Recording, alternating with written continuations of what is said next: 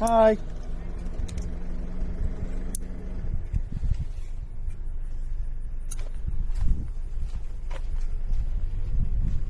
I'm Kelton. Sarita. Yeah. Good to meet you. I've got your boy Zeus. He's extremely handsome. He has a gigantic head, if you don't remember. Yeah. And he's a very good boy. He's been making great progress. Hopefully you've been able to see on some of the videos. Yeah. I don't know if you gathered what his favorite thing to do is. Yeah, he likes to play. Yeah. His desire to play tug is outrageous. I think he'd jump off a cliff if you held a tug out there. Yeah. Which is a very good thing because today is going to be mostly like theoretical. So I'll just be talking to you about how dog training works and how that passes over to you.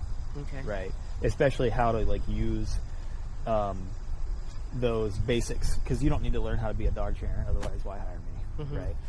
But you do need to understand the basics of how to manage him and keep his training maintained at the house, and that's just by using it, not by all right, so if you want to maintain your dog training, you must do 45 minutes of drills every day. You'd be like, bro, what was the point of this program again? That's a lot, right? We only do that for personal trainers. That's reserved for the gym, not for dogs, right? So instead, it's more like, say your doctor told you, hey, if you want to maintain yourself and feel good, go for a walk. And then some other stuff that fit into your day. Not all right, go to the gym for 2 hours every day and set that aside of time. That's a lot. And so same thing for Zeus. It's more all right, so every day you do things. Zeus is there when you're doing those things. Use the training while you're doing the things, right? Okay. In the house, while you're walking around, whatever it is that you're doing. So today is mostly going to be about explaining how those things work, what they're doing, how to use them in your life so that you can maintain the training he does good for you. Okay. The second thing that today is about is you get to see him and pet him and stuff like that. So I don't know how he's going to be when he first gets out. He might be super amped to see you. It's very possible. So if he is, my tendency is just to not worry about it too much and just let him do what he's going to do.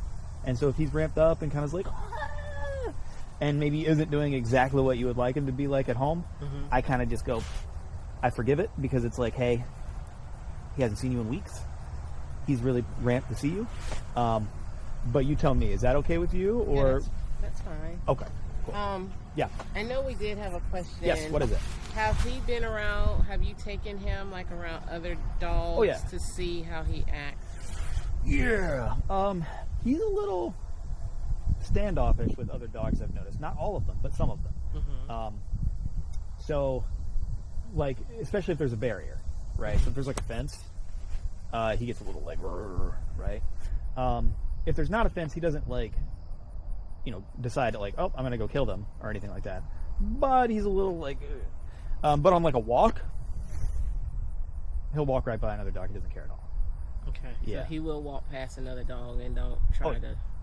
Yeah, you can walk right by dogs and he doesn't do anything. And if he did, I would just tell him, tap the e-collar. Don't do that. Right? Don't do that because my son has dogs and we have to keep them separated, but they're smaller than him. But, what kind of dogs are they? He has one, she's a pit bull. Yeah. And she walks around, and she's short. She's right there. She walks around. She doesn't bother him. Yeah. If she's in a cage, he walks right past. But when she's out, then he jumps on her and holds and growls and stuff. So that was the thing he was having. What does she do? How does she respond to that? She just bend down. Really? She doesn't go back at him. She just stays down. He doesn't put his mouth on it. He just slobbers everywhere. He is very he's a very dominant animal, which isn't always true. Even of dogs that look you see him, look at him. Clearly, that's a dominant animal. But I've seen dogs that look just like him, and yeah, he knows. And they're chilled out. They don't want to do anything, and they're not dominant at all.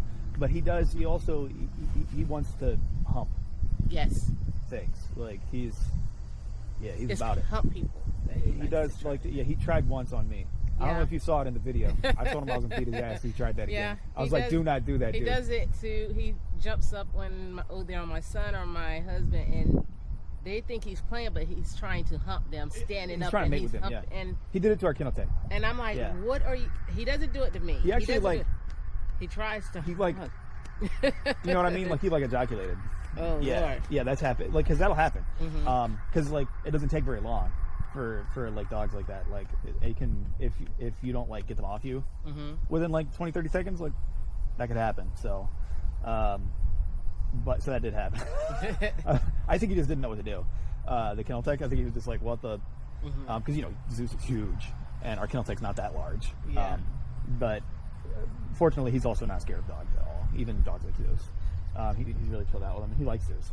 He was the first one that made friends with him, actually. Okay. And he stopped doing that. We just told him to knock it off. Like, dude, don't do that. Yeah. I tell them, I said, push him off. Tell him to get off you. And my husband, he's like, he's just playing. I was like, he's trying to hump you in the air. Yep. Like, because my dog humps as well. Like, she'll hump people or other dogs.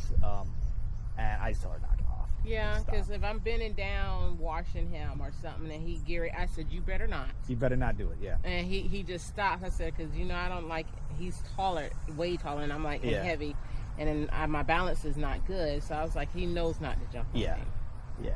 Well, and like you saw in the video, like that's small. when it happened to me. Was like I was just like, You're bending down, good job, something. buddy. I was like, oh, and then he like try to. I was like, I think you probably saw the video. I was like, I'm not having that. Don't you ever try that again. Yeah. And I did that on purpose because like I want him to get it like in here. He needs to feel it, right? Because that's one thing I was gonna. That's one of the two things that I'm gonna go over today. There's two like paradigms that I normally like to talk about. And they're the most important ones for you to understand going home. So I like get them right out of the gate so that you have time to think about it before he comes home. So the reason that they're important is because they're broad, right? They teach you how to think about your dog. So they're both quadrants. It's like, think of like a window pane, 1, 2, 3, 4, right? So one of them is about context or windows you can think of, like looking through each different window and you see a different context of the dog's life. And then the other one are the ways that you create and get rid of behaviors in dogs, right? So you have two sides. So on the context side, you have 4 contexts. And your dog, this is exhaustive. It's comprehensive. There is no time in your dog's life that they're not in one of these 4 contexts. So the first one is find your own fun. Find your own fun is just what it sounds like. It's when Zeus is doing whatever he wants. He's running around outside. He's like basically everything's on the table except for like some really far off safety boundaries, right? Like don't drink poison, don't kill people, like basic stuff. Don't like run away. Other than that though, have at it. If you get the zoomies and run around in circles and act like a crazy dog, totally fine, right? And the prompt for that, you just say okay, right? Okay, and then it's like he's free to do what he wants, right? Second one is finding fun with someone else. So find fun with me, find fun with you, find fun with another dog. Whatever he wants to play with or whoever he's playing with, he's finding fun with a person. He's playing a game. So like when you see us and I set up my little camera and we're playing tug, he's in that second context, right? Finding fun with me. Okay. Third context is obedience. So it's the work window. The work window is nice, but it's not a cure-all, right? But it is nice. It is useful for a variety of things, right? So that's like anytime you have him in a command, you are asking him to do a thing actively. This is going to be a minority of your dog's life, most likely, right? You will use it when needed, but like most of your dog's day, if you think about it, they're not in command. They're just kind of like doing other stuff, right? So that one is important because it's useful in situations like on walks and other things. Your dog listens to you, right? So that's like sit, down, place, come, heel, right? Drop it, like, or we use out, right? Drop it, let go of the thing that you have, which he's finally gotten good at now. or whatever other command you give him, right? We don't use stay. It's implied. So if I say down, I don't have to say stay. I just say down. Okay. And then he stays in the down until he hears the word okay. And if he hears okay, then he knows, okay, I can get up, right? And then I'm free. So okay, right? All these are all like we're telling him to do a thing or to not do a thing. Okay. Right? So he's in work window. The last window is the most important and by far the most neglected, at least nowadays, and that is calm liberty. He's going to spend a lot of time probably in either the first or the fourth window, which is either calm liberty or in the find your own fun, right? Because like if you think about it, how much of the time are you asking him actively to do a command? I mean, 2% of the day, right? How much of the time are you actively playing a game with him? What, like 20, 30 minutes maybe in a day at most? Like that's a good day, right? When you have time, right? But how often is he in the backyard? Pretty frequently, right? Or how often is he in the house, just lazing about, walking around, doing he's in stuff? the house most of the day because he doesn't like to go outside. There you go. So that's the calm liberty window, right? Where he's allowed to be free. He's not in command all day. Ideally, you don't have to like, all right, put him on place every time somebody comes over so he doesn't jump on them and hump them or do this or do that or sprint around the house or do whatever it is. You can just let him be free and he doesn't do anything ridiculous. Right? If you have to choose between two scenarios, one, okay, like, all right, you want to have like a peaceful house and you don't want him bothering you or doing all this other stuff that he shouldn't be doing or digging in trash or, you know, doing whatever it is that he might do at home. Would you, A, like to be like, all right, well, the solution to that is put him on the place cot and leave him there for 3 hours and then you can let him off when nothing's happening and then he walks around a little bit. But if he gets weird again, like, and he's like doing something stupid, put him back on place. That's just as bad as the kennel. It's a little better, but it's not that much better, right? Because he doesn't get to actively choose and participate, right?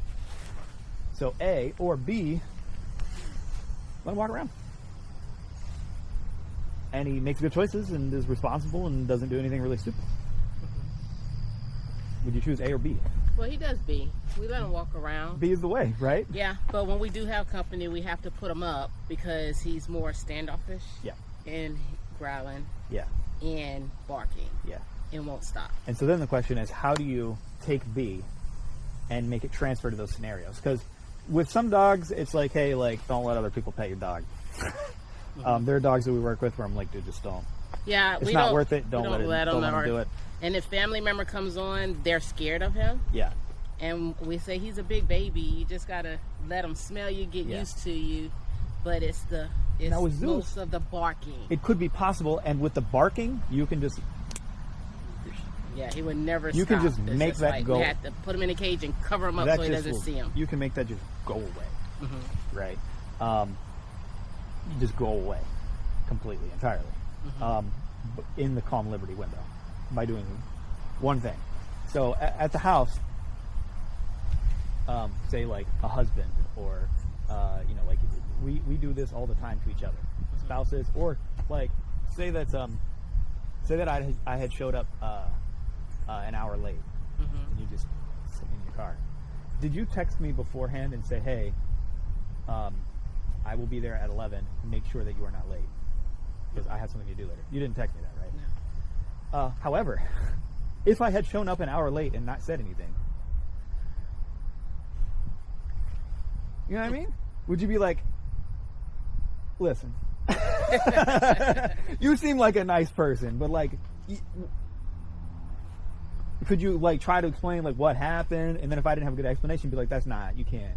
Yeah. You can't like do that to me. You can't waste my time like that. That's not acceptable, right? You would say that, right? And that is a penalty. You'd be penalizing me. Why? Because you're late and didn't respond. Or right. Yeah. And so why? But why do anything about it? So that next time I don't do something like that. You reduce the likelihood that I do that again because you penalized me. You made a problem for me. And then when you make a problem for someone else, it makes them feel not good. And that's the point. Because you don't want them to do that again, right? But the important part here is that you didn't set an expectation beforehand purposely, right? The thing happened, you let it happen, and then you caused a problem, right? And then if that happened 3 times in a row, you would cause a bigger problem, and then I would get in line, right? That's what happens with like speeding tickets, as an example. You speed, right? And you get a big ticket, and then like it gets bigger as you speed more, and then you don't speed anymore, right? And so it's the same thing with the dog, right? So the way you get calm liberty and you maintain it in the house is you punish it, right? He does something really dumb in the house, or he barks at somebody, you penalize that. You go, and you tap the e-collar on whatever level is required for him to like go, whoa, I did not like that. I'm not going to do that again, right? And you rinse, wash, repeat. And over time, he starts to make choices on his own. If you manage it only, and you never let him have an opportunity to bark or to do something dumb, then he'll never learn the lesson, because he'll never have the opportunity to have that choice point where he goes, let me try this. And then he has a really bad result. He gets penalized, right? And then he doesn't do it again. But then the worry that most people then have, in most cases when I talk to them, is they go, well, is he now going to be scared when people come over? Right? And I'll go back to the driving your vehicle, right? Have you ever had any speeding tickets? Yeah. Yeah, me too. I got a bunch of them when I was like a teenager.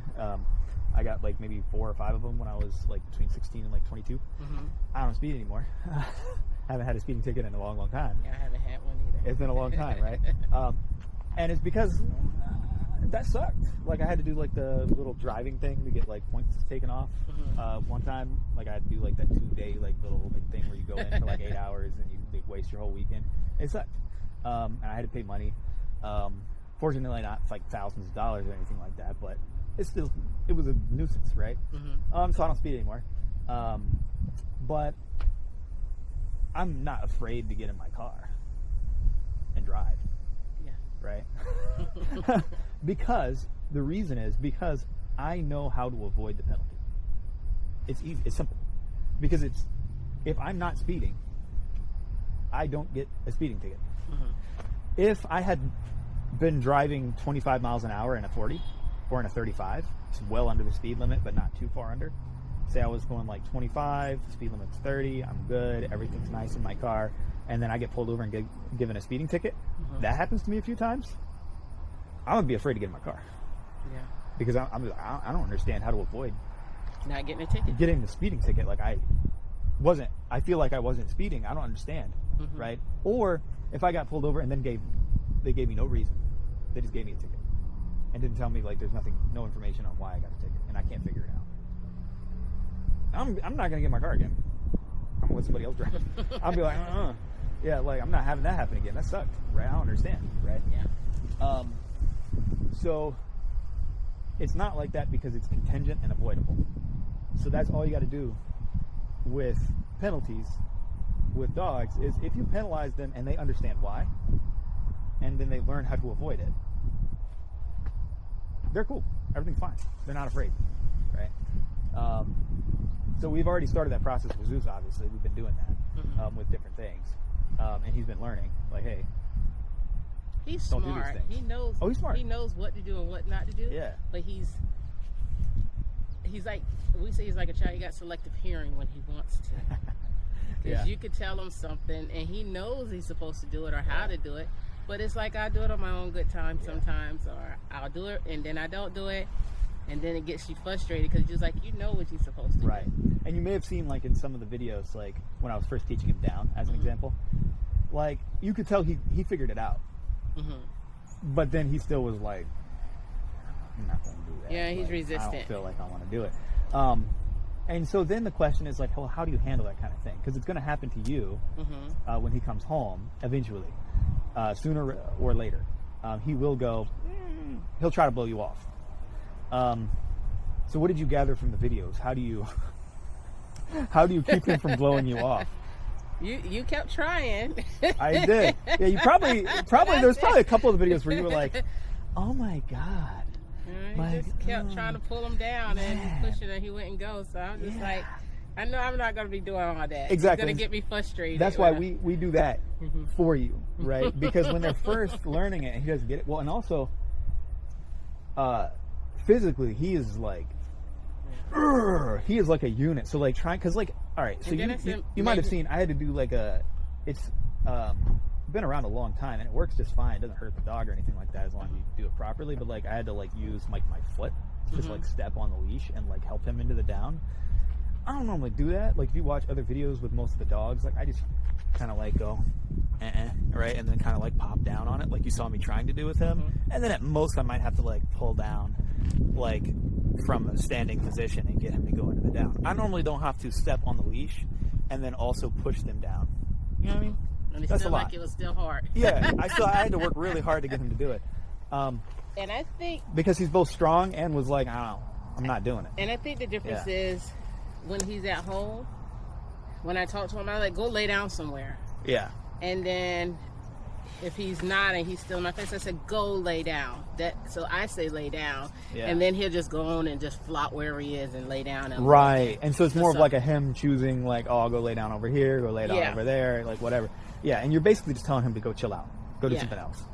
And so if he went over there and sat, you wouldn't make an issue of that because he just like walked away and like was stationary. That's basically what you're asking him to do, right? So yeah, the answer is like, all right, say he doesn't do a thing, and he will do that, right? So like if I say now, he goes, oh. You'll see like in the more recent videos, like on his face, I say and he's like, fudge. Ugh, my bad, right? So it's called a conditioned punisher. Just like if dad or mom like looks at their kid like, you know, they give them the dad look. I can't do it right now very well because of the son, but they give them that look, right? Or the dad or the mom look, or they count. Some parents count 1, especially with the younger kids, 2. If you get to 3, right? If you don't cause any kind of issue when you get to 3, are they going to take you counting seriously? No. They're going to be like, mom not going to do nothing. Like, get out of here, you know? Same thing with the dog. If you go 50 times in a row and it is never followed up by anything real,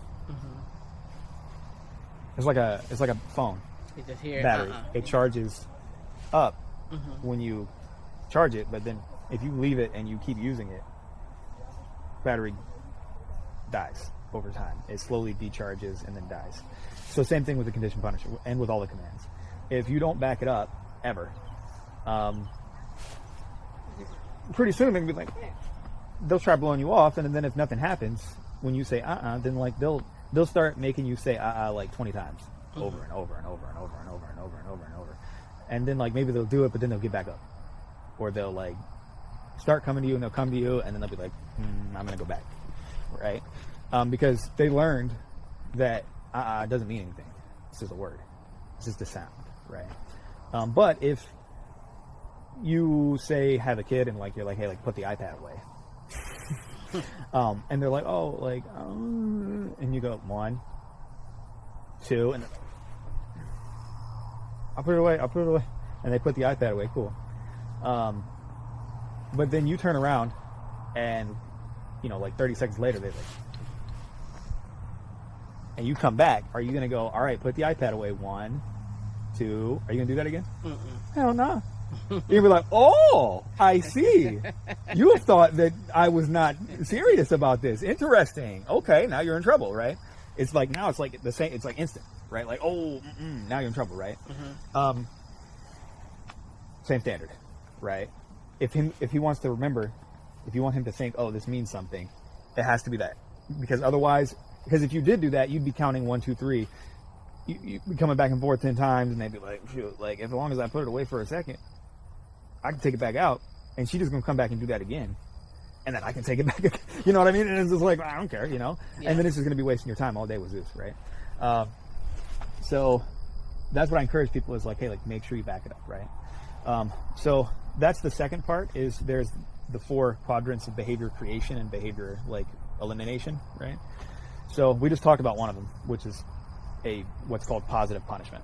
Okay. Positive punishment can be all kinds of things. It can be conditioned, right? So, right? And then what do you back it up with, though, is the question. There are infinite ways to punish, right? But there are two boundaries that I have. One is you should feel okay when you do it. You shouldn't feel gross. You know what I mean? Like, you shouldn't feel like I did something wrong. You shouldn't feel reasonably that way, right?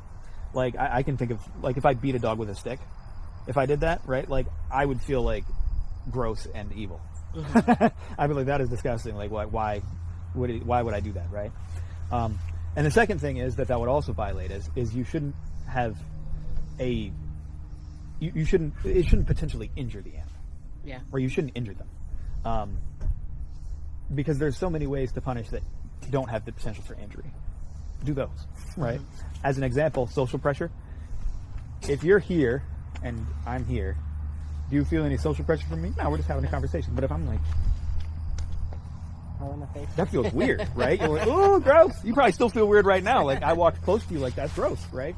And it's because of spatial pressure. It's social pressure, right? Proximity to a person, the way that you look at them, the way that you are feeling towards them at that moment, all of that's pressure, right? So you can put that kind of pressure, right? Or if I walked up and then, like, grabbed your shoulder, right? That would increase the pressure, right? So similarly, if you walk up and go, and you pop them on the nose, it's not about inflicting pain. It's about social pressure, right? I walk up and go, kind of like just tap him like that, right? He's like, oh man, he means business, right? So it's social pressure. And the reason that we use either social, spatial, right, all those things, or actual physical pressure of some kind is because dogs you can't talk to them. If you think about it in terms of, like, if you were going to reward them, could you reward them with the same thing that you might be able to reward me with? Like, you could reward me very easily. You could be like, hey, like, I just wanted to let you know, like, I really appreciate what you did with Zeus. You did a great job training him. Amazing, thank you. Could you go over to Zeus and be like, hey, you were such a good boy today. I really appreciate how you laid down for me. Thank you. No, man, he's like, he's not even going to know you're talking to him. Right? Conversely, if you came up to me and you were like, oh, you're such a good person. Oh, thank you. Oh, I'd be like, okay, all right. She's very animated. That's interesting, right? Or if you tried to give me some, like give me a treat. You know, right? Because we communicate much more by, like, having a conversation, like communicating information to each other. Dogs don't, right? Their information comes through, like, that, like, social feeling, whether it's good or bad. And same thing with rewards and punishments on the penalty side, right? They bite each other, right? Or they're friendly towards each other in play, right? And so with us, it's like, all right, well, we reward them by, like, you know, we give them some food, or we play with them, or we, like, run with them, or we throw them a ball, or we tell them, oh, you did a good job, and we pet them, right? It's all physical and social. Same thing with the penalties, right? So that's why I like the e-collar, because there's no potential for injury. You cannot hurt them. Okay. Right? I could turn this all the way up and hold it down. It would not injure him. He would yelp, right? It would be wrong. But I would not injure him. He would be fine. I know, because I've done it to myself. Lots of times. I've turned this all the way up, had it on my neck, and held it down for 10 seconds. I'm fine. I didn't have marks in my neck. Nothing happened. Everything's cool, right? So it doesn't injure. It was uncomfortable, right? But it also does not electrocute your body.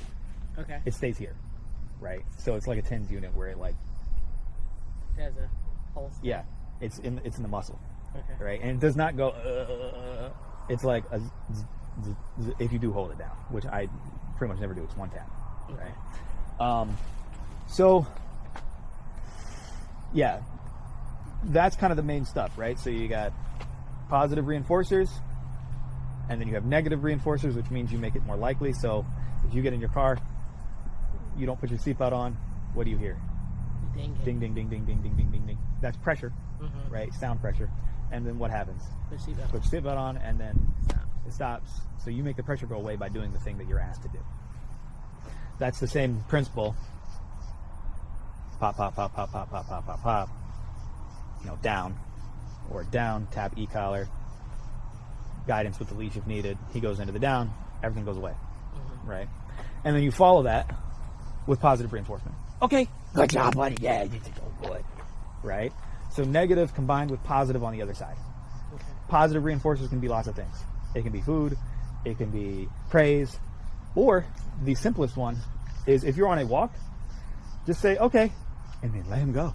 Mm-hmm.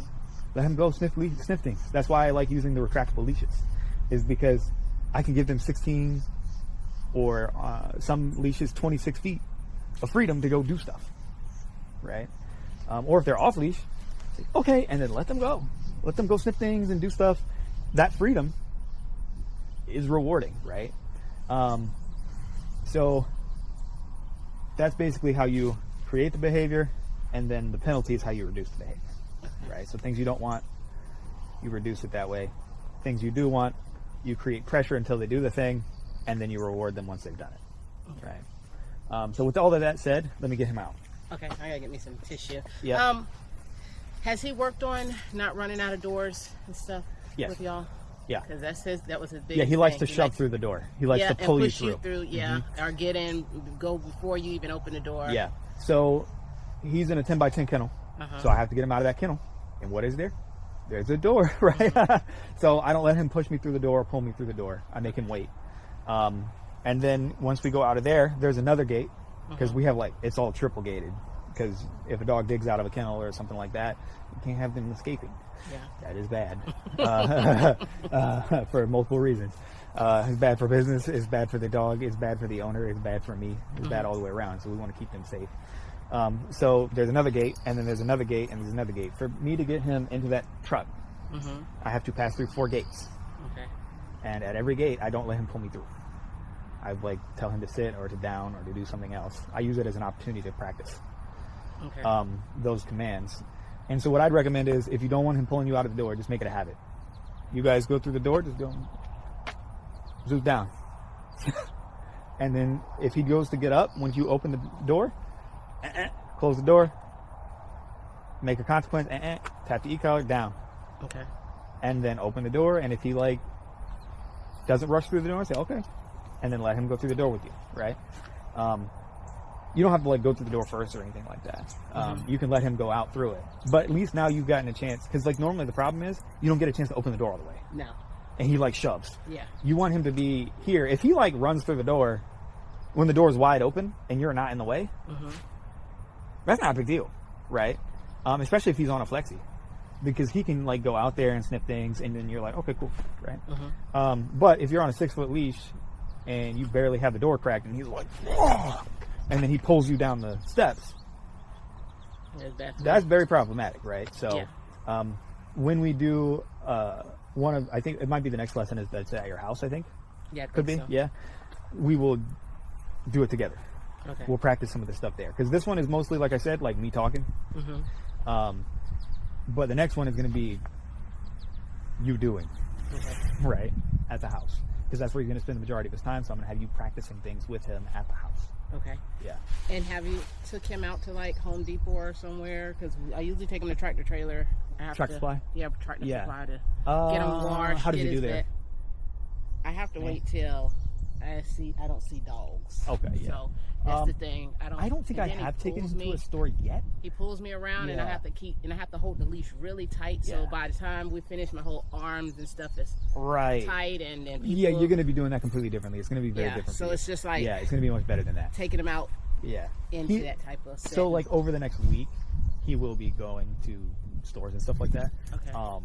There's just no point in doing it before I fixed some of the other stuff and got the obedience better. But now it's getting close to the point where it's let's go proof it in stores. Because at first, at the facility, in the training room, in the training yard, places like this, and then walking trails in parks and stuff like that, where he's going to see other dogs and stuff. But it's a bigger, more open area. And then I start, towards the end of the program, we go to stores and do all that stuff. Okay. Because by then it's I'm pretty confident that they're going to nail it, and all I'm going to have to do is proof it by negatively reinforcing in a few spots where they go ooh, I'm going to do this thing, and you're like, no, you're not, right? And you're like, and do this instead, and then a few trips to the store, and then they're like, oh, okay. They understand that you can generalize pretty quickly to that kind of stuff, because the main thing is that I set in place a communication, a language for you and him to talk. And then number 2, that you have tools and understand how to use them in your life, because I can't generalize to every possible scenario, but I can generalize to a lot of scenarios and then give you tools to keep it going in new areas and new things, right? But he will be going to some stores. Yeah, and I see he's quiet with you. Yeah. But with me, is he more barky? He's more whiny, running, yar yar yar, really loud, and just like, ooh, I'm just stepping out of the car. Wait a minute. Yeah.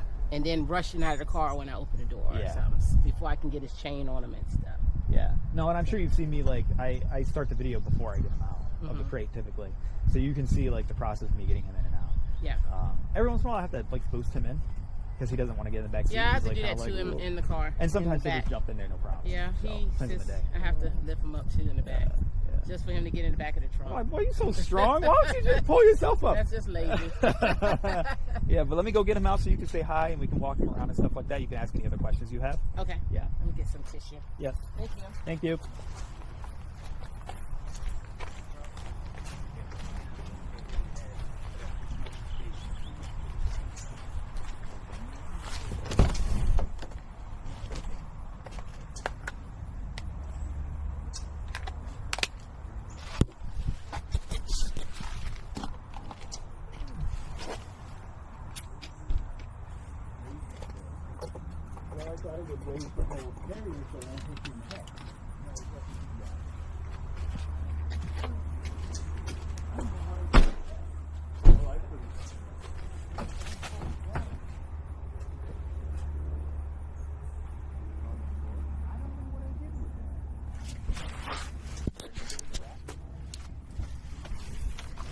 Mr. Zeus. Hey, buddy. Hey, Mama. Good boy. Let's go, big man. Big, handsome man. Let's go, dude. Come on. Let's go. Come on. Good boy. Zeus, come on. Let's go. There you go. Good. Hey, mama boy. No jumping. Hey, mama boy. You say mama? You see your mama?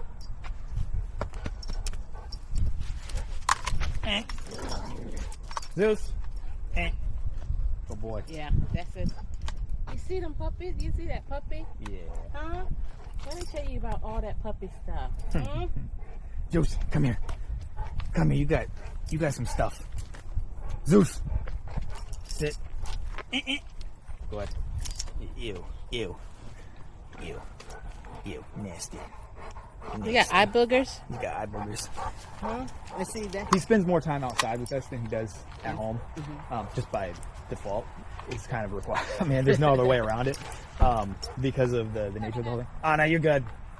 Yeah, and that's the thing. Yeah, so he when I'm talking about probably like, has some allergies.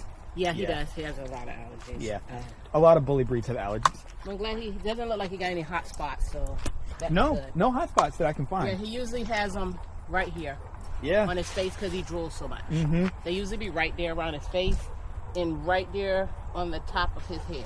No, I haven't found any major hot spots or any kind of like wear points or anything like that. Like he has like a normal, like little callus on his elbow. Yeah, he has that, and but he that's doesn't look like land. he got any on his feet, so that's good. Yeah, because a lot of times they get hot spots where they overlick or bite. Yeah. They chew on their paws. He doesn't chew on his paws.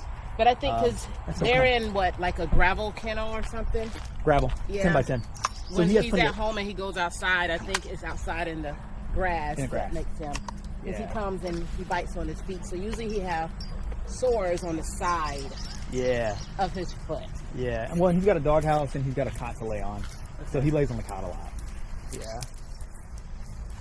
He does that. He likes to pee on stuff. Yeah, he pees on everything. Like absolutely everything, unless you tell him to stop it.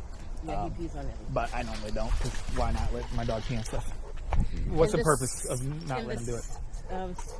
Slip leash works good for him because slip leash. Yeah, because I didn't know. Oh, you mean the retractable? Yeah, I didn't know if it would be strong enough for me to plenty strong. Hold him. Yeah, and it will actually make your walks much more pleasant. Because I got his like big chain that goes with his collar that I bought. Yeah, it's thick, and it had two things for me to hold here and hold there. So I had Zeus, come. So I will definitely recommend you switch to that. To this. The reason is, let me actually. Let's walk around a little bit, and I will explain to you. We don't have to walk like super far or anything. Let's go. He kill people's cars. But I will explain to you why I advocate for these things, because they are controversial. I don't know if you knew that. Maybe you do. Most people do, because they have been slandered and all over the place on the internet, right? Flexies, they get a lot of hate. We get random hate comments for Flexi because we use them. It's like no dog trainer would use actual dog trainer would use a Flexi leash. Would use a retractable. The reason I advocate for them is because they're probably one of the best dog training / dog management tools ever created. All right. Oh boy. Zeus. Okay, I just want to make sure it was on. So the reason they're so nice is because they can take a walk and make it way less of a conflict zone. Right? So if you think about it, when the dog gets out, what do they want to do? What does he do? Sniff and pee. Sniff and pee, right? If I'm on a 6-foot leash with him and I'm trying to take a walk and enjoy my walk, we're right here, right? So then he wants to go sniff the bushes. I'm now off the path. I can't get on the path. He's over there. So if I'm on a walk and it's in my left hand, he's always trying to get somewhere further to go do something interesting, to go sniff something or do something else. And so then what does that create? Tension constantly, problems. And so just by switching to this, I eliminate a lot of issues, right? Now, the reason that this can be a problem, there are two things that can cause this to be an issue. One issue can be that their other commands are no good, right? So say that their recall stinks. Well, now he's out there, and you're here, and another dog's walking down the path. You say, Zeus, come. But he don't come. And he's 20 feet away from you, and you're like, and he can go back and forth and go all over the place so he can get to that dog, and you can't stop because he's on this. But if you have an e-collar on, right, and he's been trained, you go, Zeus, come, and Zeus comes. And then you lock it. You say Zeus, like heel or whatever, or like down, or and you let the other dog walk by, or you walk by, and everything's cool, right? So the leash should become more of like a prop instead of a tool that you use to constantly make the dog do stuff, right? So instead of this being a constant directional tool that keeps you attached to him and make sure that he doesn't do anything, if he's okay to be off the leash, which you probably saw in the last video, like I had him on like a little like 6-foot leash and he was way over there, because he's coming back to me most of the time, right? Now you probably saw, if you watched the most recent video, he went down to the truck and was like, he's not coming back. Yeah, he didn't want to come back. And that happens. I should have known in that particular moment. But I just didn't feel like. I was like, yeah, he'll probably come back, and he did not right away. But a lot of times that happens specifically with the truck because it's hot. They want to go get in the truck, and they think that the truck's safe because the truck is safe, and so they think, okay, I'm going to go to the truck instead of coming back to me, right? So there's like another video that I was thinking of. There's a young German Shepherd that did the same thing, and I use that as a testing ground a lot of the time. And I put them on like a 50-foot because then I can do that same thing, but then they get down there and I'm like, and like tapping this and also guiding them back towards me, and I do that a few times, and then they realize they have to recall even in that scenario. So all that's going to happen is I'm going to do that with them. Because they don't do it to me when I have the Flexi. It's only when they're free. When they're free. That they run back to the truck like that. So we'll work on that. But if you have a Flexi like this and you have a great recall, it's not problematic at all, right? Oh my God. So he does a lot. Oh my God. Switching from side to side. Switchies. Good boy. The other thing that can make a Flexi problematic is if you get a cheap one. Yeah, if you get one of those like $15 Flexis, this is like this little like tiny cord. Have you seen one of those before? Yeah. Yeah. Out of like the Dollar Tree or Dollar General. Sometimes Walmart got them. Stick it on this dog, and he gets interested in something and runs, and you lock it. He could he might snap that Flexi in half. Okay. Right. This one.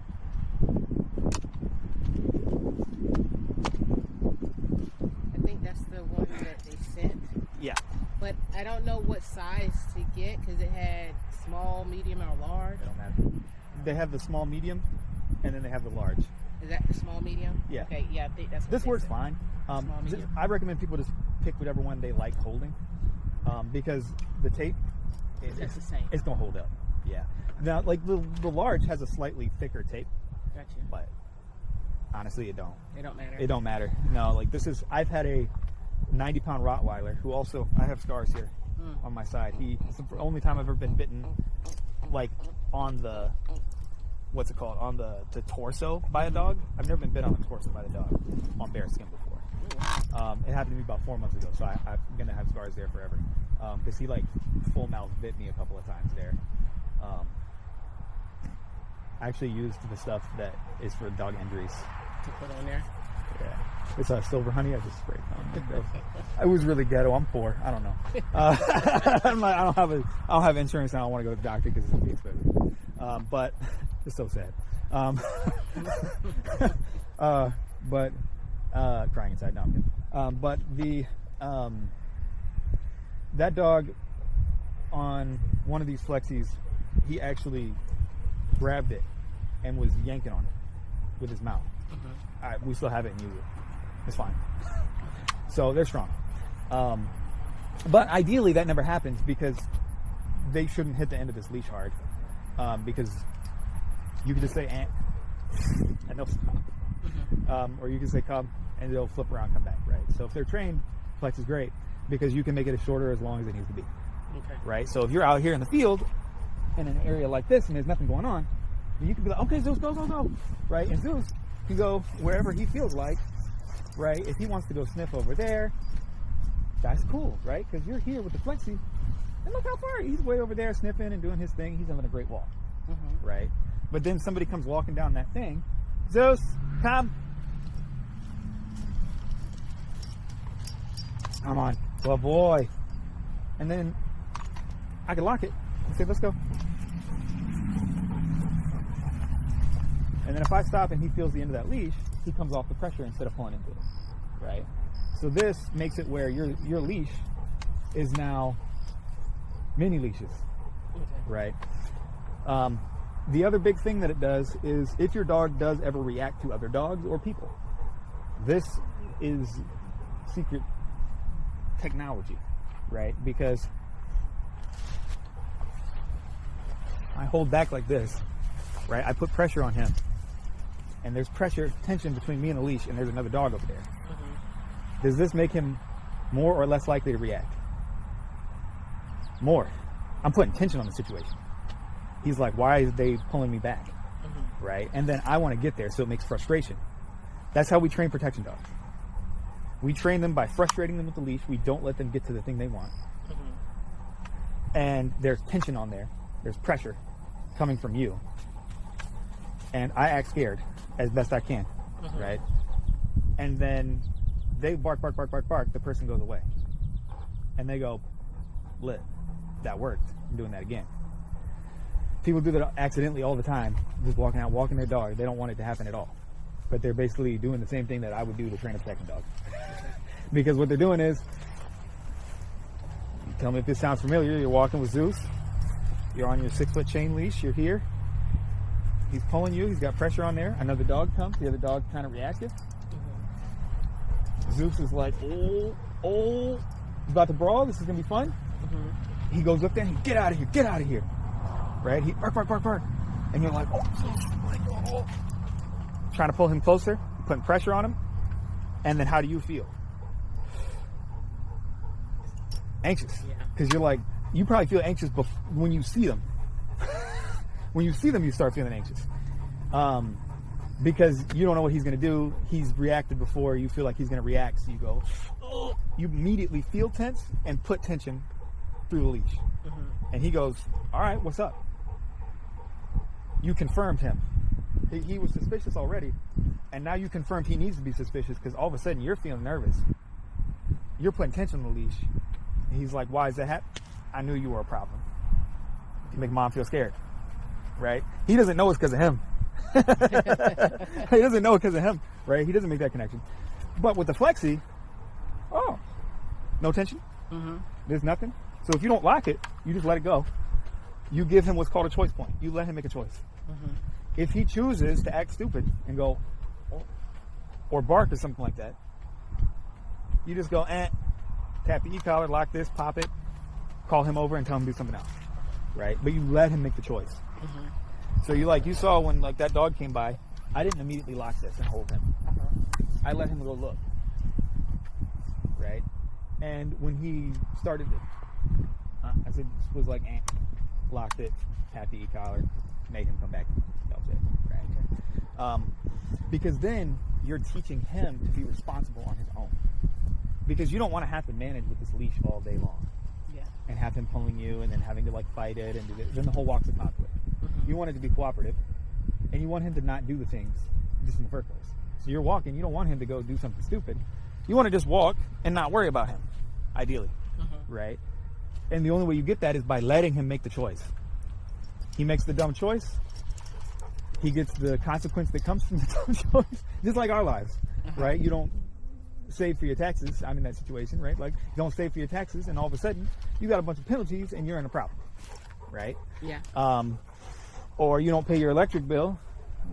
Your electric gets shut off, and you have a problem, and you got to try to fix it, and it's stressful in the whole deal, right? You learn from the consequence to be more responsible next time.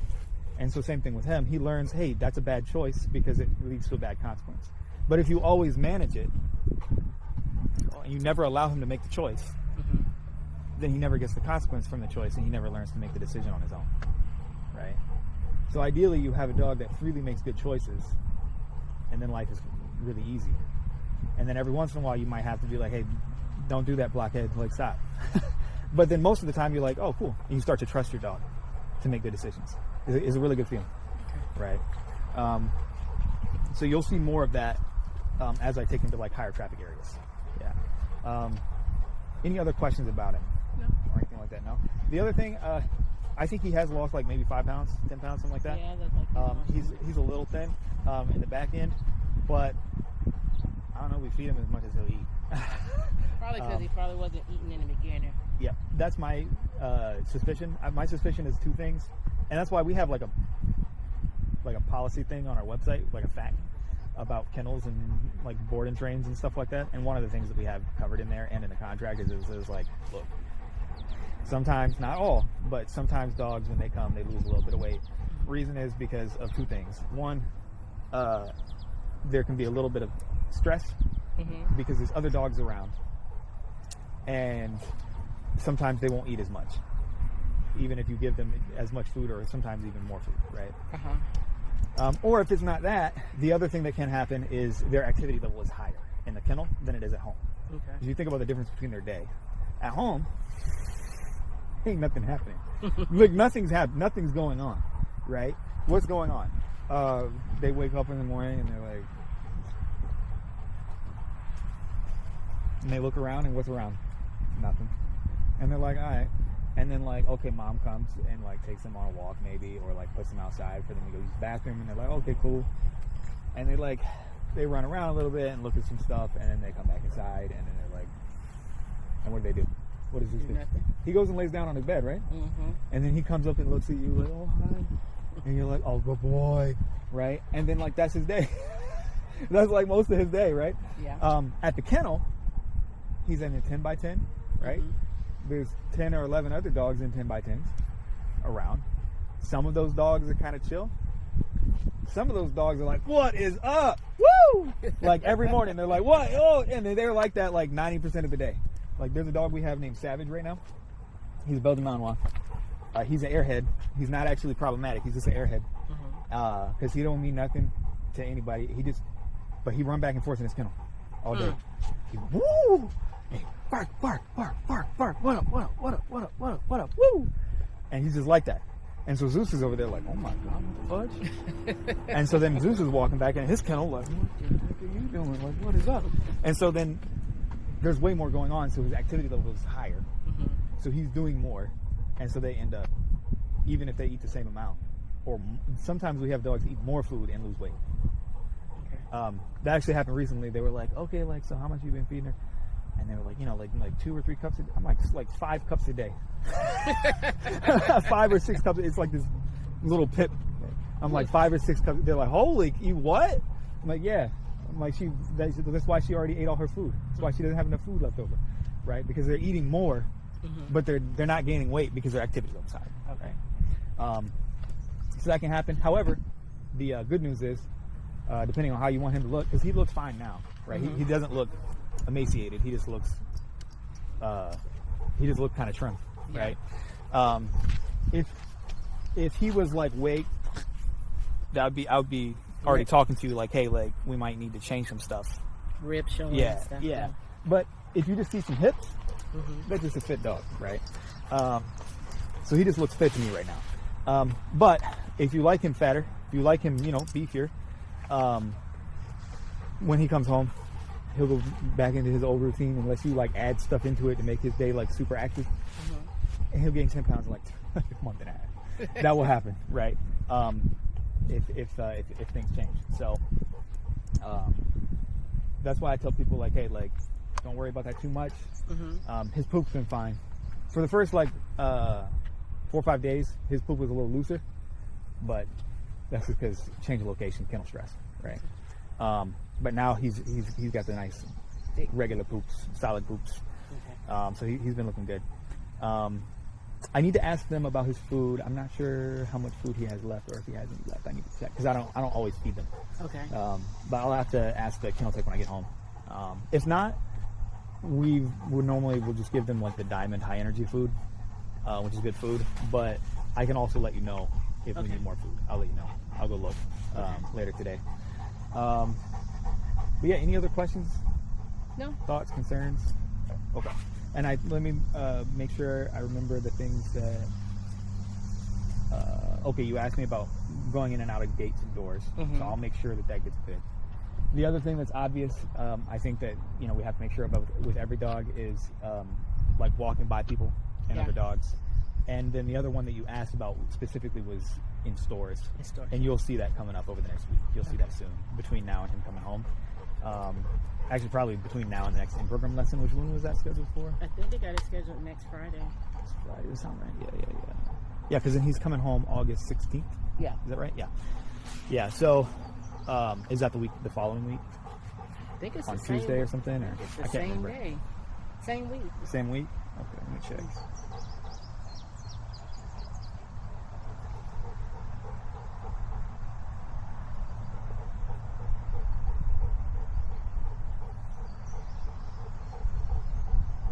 Say Friday the 14th and then come home on the 16th, the Sunday. Okay, Sunday. That's it. Okay.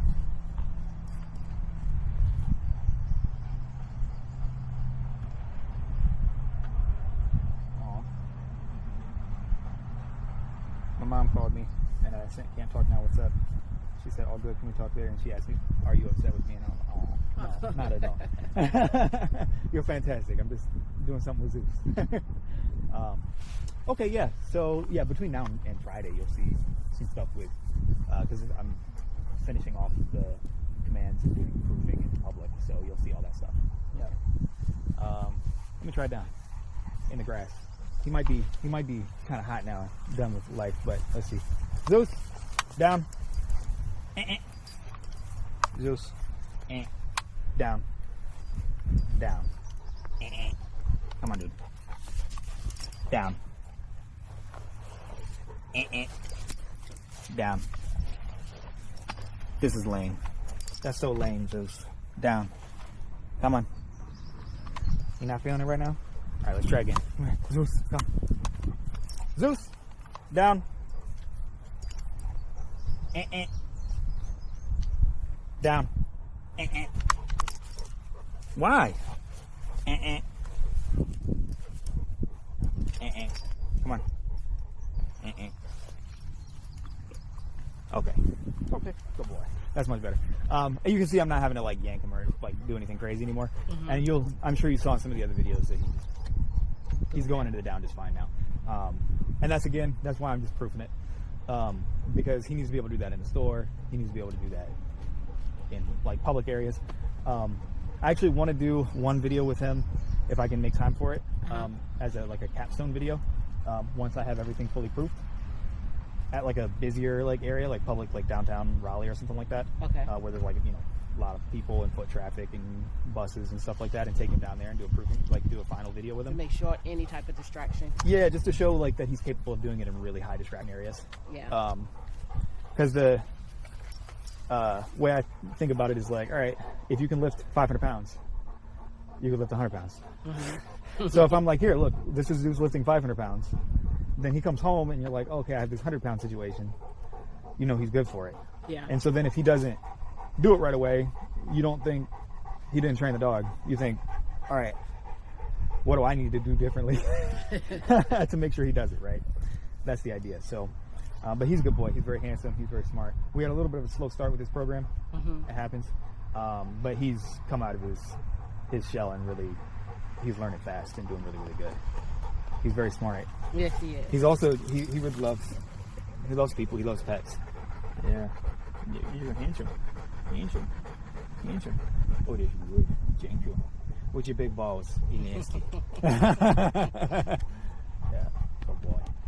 All right. Well, that sounds good. So then I'll see you in about a week then. Yeah. Yeah. Awesome. Oh, yes. Yeah, you're hot now. You're hot now. I feel it. You're hot. Hot outside. It's hot. Let's get you in the truck and blast that AC, buddy. Come on. Come on. Let's go.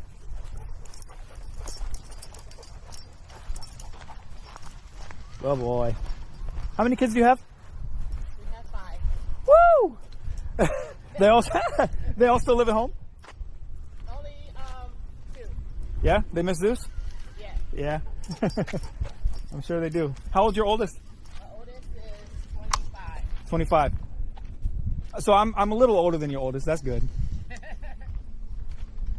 I only have one. He's 15. Yeah, our youngest one is 14. 14? Yeah. Oh boy, let's go. Good job. All right, thank you so much. Thank you. Let's go, Zeus. Come on, handsome boy. Come on. Let's go. Good job. Uppies, uppies. Uppies, uppies. Let's go.